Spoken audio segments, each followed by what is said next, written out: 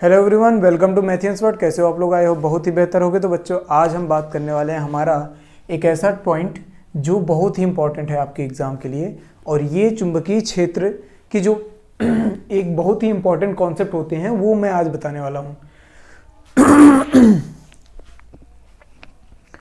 तो बच्चों देखिए, थोड़ा सा तबीयत जो है हमारी थोड़ी ख़राब चल रही है। इस वजह से जो है अगर कुछ कहीं दिक्कत होती है, कोई बात होती है, तो आप जो है नाराज़ मत होइएगा, ठीक है? क्योंकि इस समय बुखार चल रहा है हमारा। हाँ, तो ये जो दो पॉइंट है ना, ये बच्चों बहुत ही इंपॉर्टेंट है। इस पे ना आपका जो है चुंबकीय क्षेत्र की दिशा में कैसे, किस तरीके से हमारा बल और चुंबकीय क्षेत्र और धारा, इन तीनों पॉइंट के बारे में हम बात करेंगे कि इनकी दिशा क्या होती है बेसिकली, ठीक है?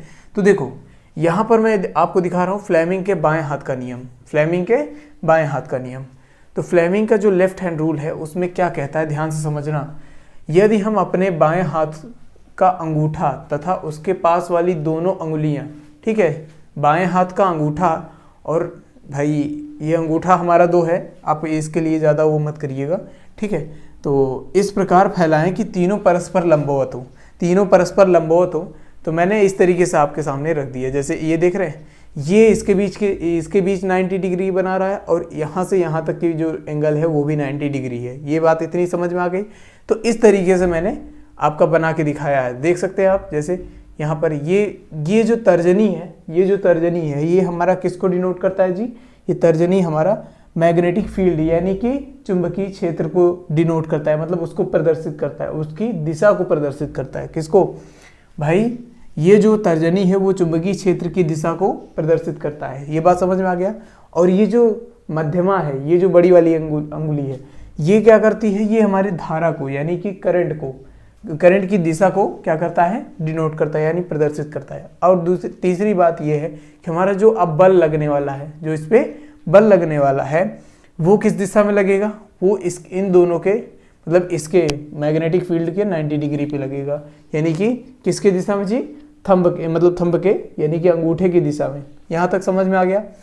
तो सीधी सी बात है कि जो अंगूठा है वो किसको दिखाता है? बल की दिशा को, यानी F की दिशा को। मध्यमा जो है वो धारा की दिशा को, और तर्जनी जो है वो है चुंबकीय क्षेत्र की दिशा को प्रदर्शित करता है। यहाँ तक बातें समझ में आ गई? चलो ठीक। अब जैसे एग्जाम्पल के तौर पे इनका उपयोग कहाँ कहाँ हो सकता है, ठीक है? मोटर, जनरेटर, ठीक है, loudspeaker, ammeter, voltmeter आदि, ठीक। अब सेकंड पॉइंट क्या है? कहता है कि दाएं हाथ के हथेली का नियम। इसे हम इंग्लिश में कहते हैं right hand palm rule. Palm यानी कि हथेली, जिसे हम इस तरीके से बोल सकते हैं, राइट हैंड पाम रूल। ये जो हथेली है ना, इसे हम पाम रूल, मतलब पाम बोलते हैं इंग्लिश में, ठीक। तो अब समझना ये किस तरीके से काम करता है। ये जो हमारी अंगुलियां हैं, ये मैग्नेटिक फील्ड को डिनोट करती हैं, यानी कि चुंबकीय क्षेत्र को। और ये जो थंब है, यानी कि अंगूठा, ये किसको डिनोट करता है जी? ये हमारा डिनोट करता है आई को, यानी कि करंट को। किसको? करंट को। तो अब जो है ये बताता है, अब ये हमने कहा कि इस तरीके से ये अंगुलियों को मैंने रखा। किस तरीके से? इस तरीके से अंगुलियों को रखा। जैसे यहाँ देख रहे हैं, मैंने अंगुली रखा बी की दिशा में, मतलब यहाँ चुंबकीय क्षेत्र की दिशा में, और थंब को रखा करंट की दिशा में।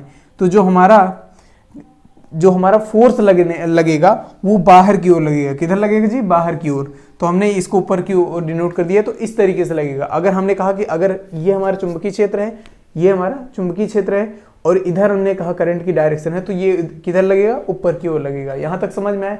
तो जो फोर्स लगेगा, एक्चुअल में जो बल लगेगा, वो किधर लगेगा जी? वो 90, मतलब इसके भी लंबवत लगेगा। किसके?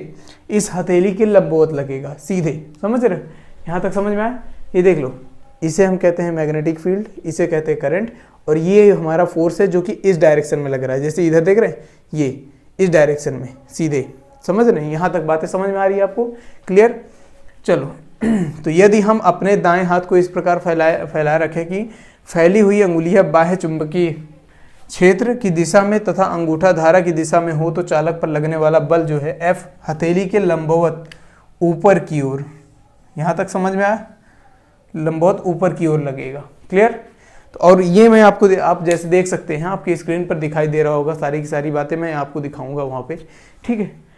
चलो तो बच्चों अब हम बात कर रहे हैं हमारे बायो-सेवर्ट के नियम के बारे में। देखो ये बहुत ही इम्पोर्टेंट है, मैंने यहाँ आपको बहुत ही आसान भाषा में सिखाने की कोशिश की है, ध्यान से समझना। सबसे पहली बात तो हमें ये पता होना चाहिए कि हमारा जो करंट है ना, यानी कि मान लो एक तार है, उसमें हमने करंट फ्लो करवा दिया। अब करंट की वजह से जो उसके आसपास मैग्नेटिक फील्ड यानी कि चुंबकीय क्षेत्र बन जाता है, उसका इफेक्ट किसी एक पॉइंट पे हम लोग क्या करते हैं, मेज़र करते हैं कि एक्चुअल में ये कितना है, इसका जो चुंबकीय क्षेत्र है उस बिंदु के लिए कितना होता है। तो हमने क्या किया, पूरी अनंत दूरी तक हम तार तो ले नहीं सकते, तो इसलिए हमने क्या किया कि एक छोटा सा तार जो है हमने मतलब तार में कोई छोटा वाला पार्ट हमने काट के निकाल लिया। ठीक, तो अब हमने क्या किया फिर उसके बाद हमने इसमें क्या कर दिया, करंट फ्लो करा दिया, जैसे कि आपको यहाँ दिख रहा है करंट जाता हुआ दिख रहा है। अब उसके बाद फिर हमने कहा कि भाई उसके मध्य बिंदु से हमने पी मतलब किसी एक पॉइंट से हमने कुछ दूरी पे एक पॉइंट रख दिया, पी पॉइंट, ठीक है, और वो कुछ मतलब इस करंट से कुछ थीटा एंगल बना रहा है, और ये जो ओ और पी के बीच की दूरी है उसे हम आर बोल देंगे। ठीक है, और जो ये हमने इसकी लेंथ काटी हुई है, मतलब कि इस वायर की जो लेंथ काटी हुई है उसे हम डेल्टा एल से बोल देंगे। यहाँ तक बातें समझ में आई। जो हमने तार काटा जितने लंबाई का उसे हम डेल्टा एल बोल देंगे। ठीक है, डेल्टा का मतलब किसी एक चीज़ का डिफ्रेंसिएशन। ठीक है, डेल्टा का मतलब एक डिफ्रेंशिएट होना, यानी कि उसको छोटे छोटे पार्ट में डिवाइड करना। तो एक्चुअल में ये डेल्टा एल उसी को डिफाइन करता है कि ये छोटा सा पार्ट हमने काट के निकाल लिया, उसमें हमने करंट फ्लो करा दिया, और उसके बाद उस करंट से जो हमारा इस बिंदु यानी ओ और पी के बीच की जो दूरी है वो आर है, और इससे करंट से जो इनके बीच में एंगल बन रहा है वो हमारा क्या, थीटा। तो चार चीज़ें हैं, यानी कि हमारा आर है, थीटा है, करंट है और डेल्टा एल है। तो अब इन्हीं की हेल्प से हम क्या करेंगे, पूरा का पूरा फार्मूला निकालेंगे। ध्यान से समझना। तो देखो अब चुंबकीय क्षेत्र है, तो जाहिर सी बात है अगर हम करंट बढ़ाएंगे तो चुंबकीय क्षेत्र बढ़ेगा। ठीक है, करंट बढ़ाएंगे तो चुंबकीय क्षेत्र की जो वो है एरिया है वो बढ़ेगा, जाहिर सी बात है। तो हमने क्या किया, पहला पॉइंट लिख दिया कि चालक में प्रवाहित धारा, मतलब यहाँ पर हमने कहा बायो-सेवर्ट के नियम अनुसार बिंदु P पर उत्पन्न धारावाही तार के छोटे खंड डेल्टा एल के कारण चुंबकीय क्षेत्र की तीव्रता यानी B चालक में प्रवाहित धारा के अनुक्रमानुपाती होता है। भाई जाहिर सी बात है, हमने करंट फ्लो कराया और उसको अगर हमने ज़्यादा करंट दे दिया तो ज़्यादा मैग्नेटिक फील्ड बनाएगा, और ज़्यादा मैग्नेटिक फील्ड बनाएगा, इसीलिए हमने ये रिलेशन दे दिया आपको। ठीक, पहला पॉइंट। दूसरा पॉइंट कहता है कि चालक खंड की लंबाई जो है वो उसके अनुक्रमानुपाती होती है। हमने कहा जितना बड़ा तार ले लो उतना ज़्यादा मैग्नेटिक फील्ड। यहाँ तक बातें समझ में आई, जितना बड़ा तार उतना ज़्यादा मैग्नेटिक फील्ड। तो हमने कहा कि भाई ये बी जो है directly proportional to delta L हो जाएगा। अब तीसरा पॉइंट समझो, चालक खंड के मध्य बिंदु O से P तक की दूरी के वर्ग के व्युत्क्रमानुपाती होती है। इसका मतलब क्या है कि भाई जो हमारा ये बीच की दूरी है ना, अगर इसको हम बढ़ा दिए, सपोज हमने क्या किया, इसको बढ़ा दिया, तो इसका जो मैग्नेटिक फील्ड है उसका इफेक्ट इस बिंदु पर कितना पड़ेगा। अगर हमने दूरी बढ़ा दिया, ठीक है, हमने उसको ले जाके दूर रख दिया, तो कोई इफेक्ट पड़ेगा क्या, नहीं पड़ेगा, जाहिर सी बात है। तो यही चीज़ हम समझा रहे हैं यहाँ पे कि तो मैग्नेटिक फील्ड वो दूरी के व्युत्क्रमानुपाती है, और लेकिन यहाँ पर दूरी क्या है, आर है, और उसके वर्ग के व्युत्क्रमानुपाती होता है, समझ रहे हो। तो बी जो है वो इन्वर्सली प्रोपोर्शनल होता है, बी जो होता है वो इन्वर्सली प्रोपोर्शनल होता है 1/r² के। यहाँ तक बातें समझ में आ गई, ठीक। अब उसके बाद आखिरी पॉइंट है यहाँ पे, धारा की दिशा तथा चालक खंड को बिंदु P से मिलाने वाली रेखा OP के बीच बनने वाले कोण थीटा की जा मतलब साइन, ठीक है, के अनुक्रमानुपाती होता है, यानी कि बी जो है वो डायरेक्टली प्रोपोर्शनल है साइन थीटा के। तो अब हम यहाँ से डायरेक्ट आपको फॉर्मूला दिखाते हैं।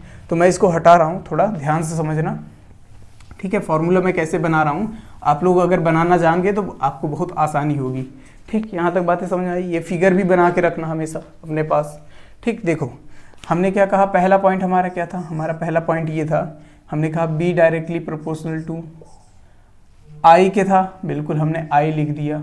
फिर उसके बाद डेल्टा एल के था, हमने मल्टीप्लाइड बाई डेल्टा एल लिख दिया, ठीक। सुनो जैसे जैसे मैं करते जा रहा हूँ, उसके बाद ये किसके, साइन थीटा के, बिल्कुल हमने कहा मल्टीप्लाइड बाई साइन थीटा के अनुक्रमानुपाती था। और फिर उसके बाद हमने रख दिया, हमने कहा कि ये व्युत्क्रमानुपाती, हमने कहा इसके आर स्क्वायर में रख दिया। क्या कर दिया, आर स्क्वायर में। तो अब ध्यान से समझना, हमने कहा B directly proportional to I into delta L into sine theta divided by R square. इसी को अगर हम इस प्रोपोर्शनल का साइन हटा देंगे तो यहाँ आ जाएगा mu naught upon 4 pi I delta L sine theta divided by R square. यहाँ तक बातें समझ में आई? ये आपका जो है बन जाता है फॉर्मूला, समझ गए। और अगर इसकी मात्रक की बात कर ले तो न्यूटन पर एम्पियर मीटर, समझ गए।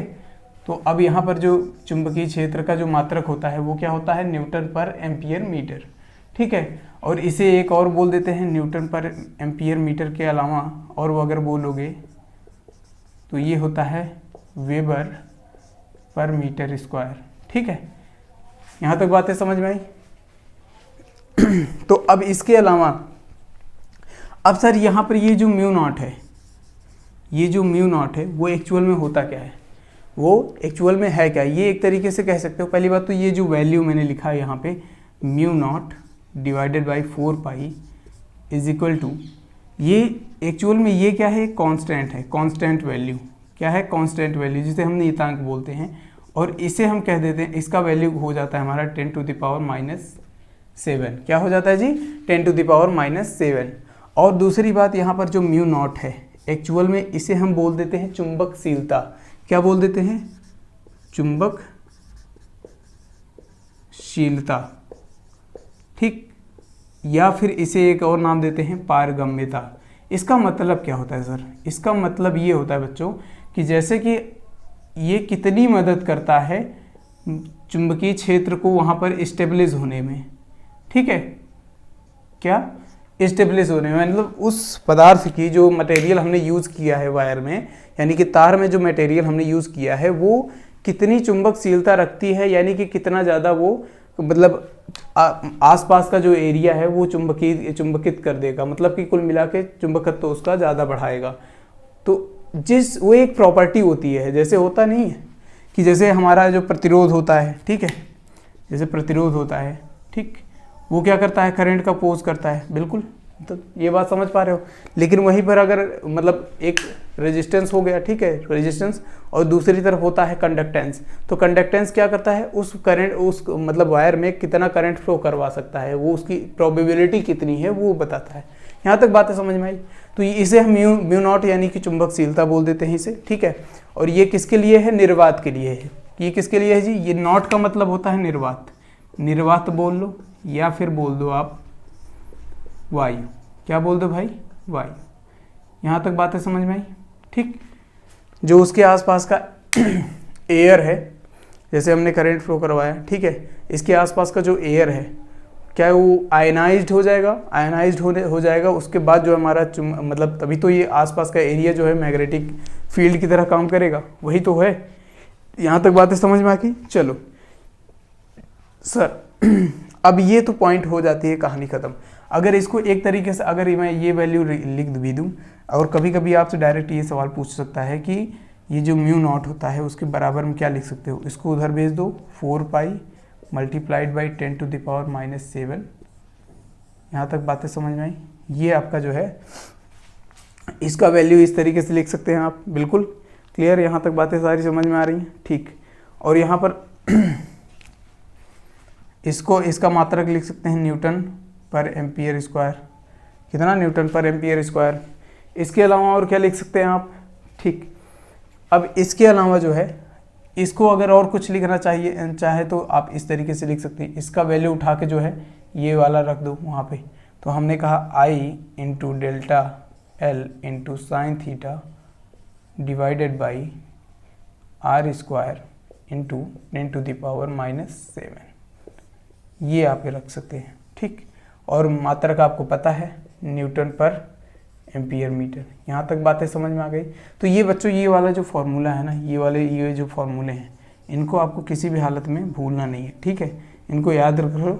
और मैंने निकालने का तरीका बता दिया तो आपको पूरी बातें समझ में आ गई होंगी। ठीक है, यहाँ तक बातें क्लियर हो गई। चलो अब इस पे आधारित जो है जो भी प्रश्न होंगे मैं उनके बारे में आपको करके दिखाऊंगा सारी की सारी बातें, या फिर इसके अलावा मैं एक और कॉन्सेप्ट बताऊंगा, उसके बाद तब जाके मैं आपको एक क्वेश्चंस करवाऊंगा। ठीक है, चलो तो इस वीडियो के लिए इतना काफ़ी है। तो मिलते हैं नेक्स्ट क्लास में एक नए कॉन्सेप्ट के साथ। Thank you very much and take